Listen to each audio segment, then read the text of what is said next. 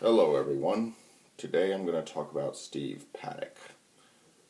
He was the shooter in Las Vegas, Nevada, who killed a total of 59 people, including himself, and wounded 500 plus more. Well over 500 more. About 542, if I remember correctly. And, see, people have just wondered why this guy did what he did. I mean, he was a professional gambler. He did that for more than 20 years, according to his brother, and he acquired quite a lot of money doing it. So, and people are just wondering as to why he did it. Well, I got news for you. I don't have the answer as to why he did it. At least not a concrete one yet, and no one else seems to either. The only person that can answer that is Stephen Paddock, and he committed suicide in the hotel room. But going back into his earlier life, his father was a bank robber who escaped from prison, and his father eventually escaped from prison and made it to the FBI's 10 most wanted list. But anyway, Stephen Paddock was a lot older than a lot of these spree killers. He generally, spree killers are in their teens or 20s or 20-somethings. This guy was in his 60s. 164 to be exact. 1 year short of being eligible for a Social Security check and retirement check. Anyway, what we found is that he had clearly been planning this for a while, because he bought up a whole arsenal of weapons. He had a whole bunch of, rifles, assault rifles and battle rifles with him when he launched his attack. And what's particularly interesting is that it looks like there's evidence that he planned to escape. Now, he clearly knew a lot. He clearly knew what he was doing, because he achieved a pretty nasty kill tally, a pretty grim tally. And anyway, but he probably researched spree killers and massacres and yada yada yada in preparation for this event. But and he's not the only one. I mean, people seem to have figured out that this is how he did it is a great way to kill a large amount of people. See, what he had a lot of automatic weapons. He had it was technically burnt fire, because you just put your finger on the trigger and the thing goes, and it just hits the trigger. Anyway, what we have here is he figured out that this is a great way to kill a lot of people very quickly. But the only thing about it is one of two things are going to happen if you do something like that. You're going to get caught, or you're going to get killed, and it might be by your own hand, it might be by the police, it might be by whoever, but you're going to get caught or you're going to get killed. The chances of escaping are about as good as winning the lottery 2 or 3 times. And granted, I've heard of people that have won the lottery twice, but they are not the majority, my friends. They are not the majority. Some people win the lottery. Very few people win the lottery once, but most people don't win at all. despite playing it for years. Anyway, I when I was researching this guy, he seemed to be a bit of a loner, a rich loner, but a loner nonetheless. And as far as professional gambling goes, he did most of his stuff on machines. And granted, if you are able to figure it out, you've got to have some characteristics of high functioning autism in you, like sort of a Rain Man type thing. And he seemed to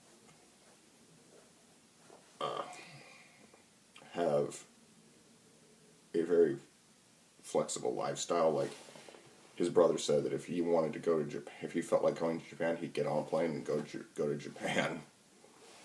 You just buy a plane ticket and be on it the next day. And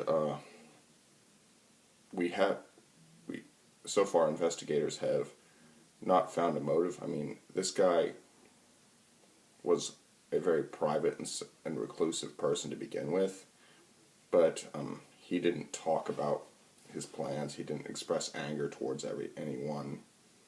He kept it pretty secret, and if you're going to do something like that, that's a damn smart thing to do. Now, they found, ammonium nitrate, which is often used to make improvised explosive devices or IEDs. And in his car, they also found about 1,000 rounds of ammunition. Well over 1,000 rounds of ammunition. Well, and Steve Paddock, I don't think he planned to escape, because it would be all but impossible, because he's on the 32nd floor. He would have to get through numerous police officers, swarms of police officers and hotel security who would be out in full force. And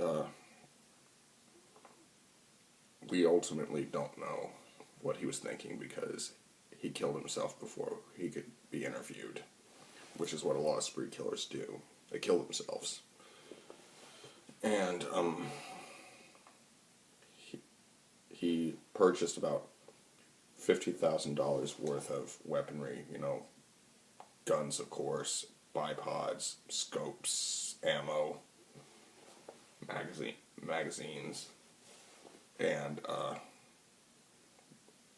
he had clearly been planning this for quite some time. And ultimately, we don't know what his motive was, why he did it. They searched his computers, and they found a lot of I'm not sure how many images, but a lot of child porn on the computer. But in the end, that's pretty much all they found. And if they found anything else, they're certainly not telling us, because he didn't really seem to have a motive. He wasn't like Elliot Rodger, who left behind a YouTube video or anything like that. And he didn't leave behind a YouTube video, didn't leave behind a manifesto. He didn't even bother writing a damn murder-suicide note. And he did seem to take care for his girlfriend, though. He sent her to the Philippines with about, I think it was $100,000 or $10,000, something like that. And sent her out of the country. Maybe it was because he didn't want, the microphones in her face. He didn't want her to deal with that. But he was married twice, and his first marriage lasted for 2 years, and his second lasted for about 5. Yeah. The reality is that he was a professional gambler, and their professional gamblers are generally portrayed as having a lot of swag and all that stuff. But the truth is to win, at least to find the way to beat the house on their own machines, you pretty much have to have Asperger's syndrome or something like that, or OCD or something, in order to do that, because it's phenomenal. He was highly successful, and he seemed to have a lot going for him. He was not he may have been a loner, but for the most part, but he seemed to have a very small circle that he associated with, and he was great to the people within that circle, but he pretty much stayed away from pretty much anybody else. He didn't seem to have any interest in widening his circle. But they say he wanted to escape, but I don't think he was stupid enough to think he could. I mean, it'd be virtually impossible. And he would, again, this whole story is really, really weird. It really is. We have no, there doesn't seem to be any real motive for any of this. I know there's a lot of conspiracy theories, but conspiracy theories are nearly always bullshit. And the truth is, we don't know why Stephen Paddock did what he did. And I think it might always be that way. Because, you know, he clearly planned this very efficiently, and he had, as I said before, he probably had researched spree killers to figure out how best to massacre a bunch of people in a short amount of time. And he certainly succeeded. He was the deadliest spree killer in U.S. history. Ultimately, we can only speculate, because what makes sense to me or what makes sense to you might not make sense to him. And I think we all need to understand that. We don't know why he did what he did. We can only come up with theories.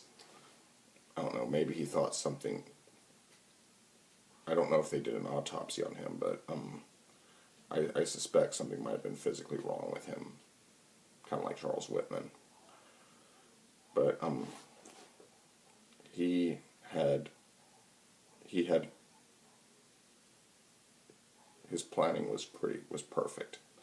I mean, he was at an elevated position. He had a huge crowd of people that were very in close proximity to one another, so it was impossible to miss. And they were in a closed space, so they couldn't really go anywhere.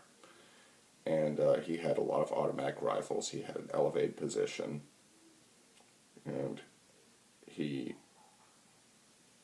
clearly planned this very, very well and very efficiently. And he covered his tracks pretty well, too.